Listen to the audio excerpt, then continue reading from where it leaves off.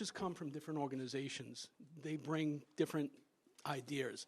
What have you noticed out of your new coaching staff, and what's jumped out to you, and what is the learning curve for you with them?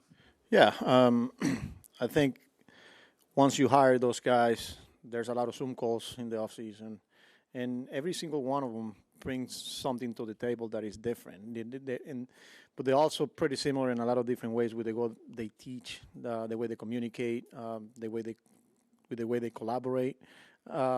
So yeah, then you start learning their personalities, and it's early. Obviously you just building that foundation. Because it's a long season. Adversity will hit. And you just want to make sure that that foundation is set from day one. Back in November, back in December, when we met here in person. So when we face those times, we are prepared, right? But as far as the way they teach skills, it's just the development side of players and how they use all the resources that are available. So it's an exciting group, and I'm really looking forward to work with them. Carlos, assuming that you will address the full squad ahead of the first workout tomorrow, just kind of what's that? Is there an overlying message that'll be there in addition to the details? We'll see. I usually get out there. I have an idea of, but not till you get there. It comes out. It comes out from the bottom of your heart. I think at the end of the day, we know the expectations. We know we have a good team. We know what the ultimate goal is, and I think it'll be a messaging along those lines. So it's nothing you script in advance. You just kind of you can. I think it's got to be natural. It's got to be authentic. Like I said, you got some thoughts, some ideas, but once you get out there in front of the team, in front of the whole group, it just comes out. Well, there's so many new faces. Well, do you think you would talk about last year at all, the disappointment? Last year is last year. Okay. It's 2026. It's just the excitement, and you could feel it since day one, pitchers and catchers, and now with the rest of the position players showing up today. They're new faces, but when you look, there's a lot of those guys played together before. There's a lot of guys that have been around the league for a long time. That they competed against each other. So you create those relationships. So it's nothing that it's new because you're interacting with them on a daily basis, but it's a group that is honestly pretty familiar. You could see it from day one.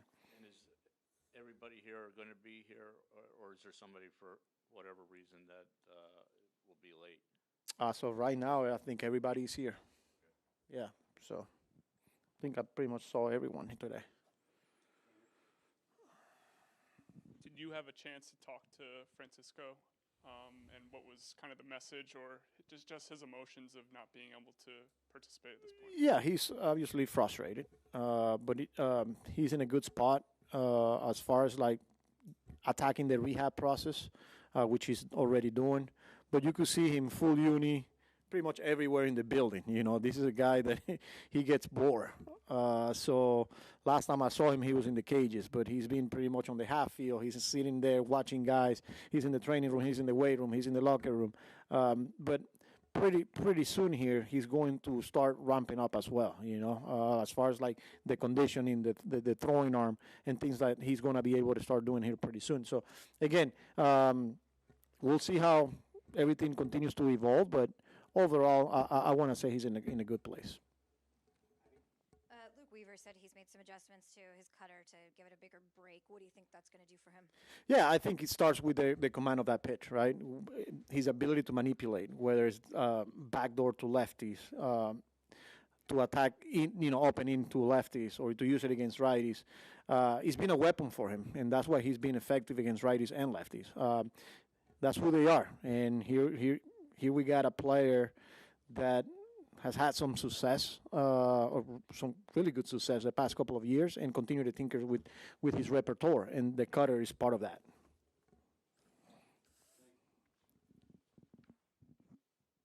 Now that Soto is here, are there any additional conversations you need to have with regards to the position switch, or is it sort of just hit the ground running time? Yeah, no. Whatever we needed to talk about was said a few weeks ago. It's go time now. Yeah, I'm not planning on having any. The conversations will be the objective.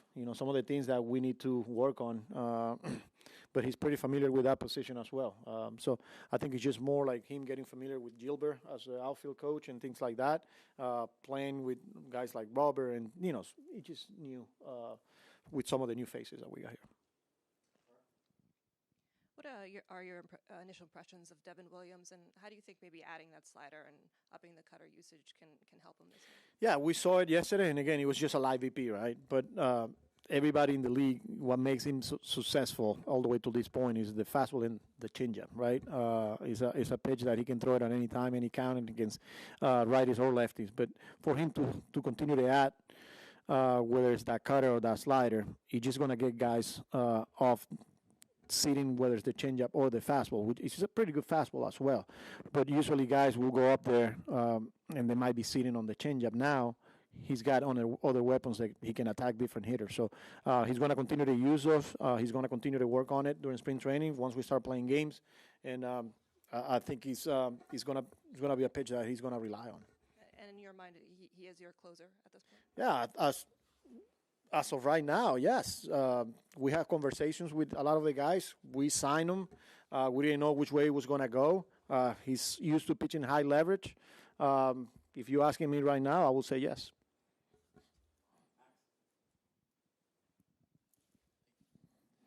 With Devin having that year with the Yankees under his belt, what do you think that'll do for him in terms of still being in New York and having that adjustment already behind him?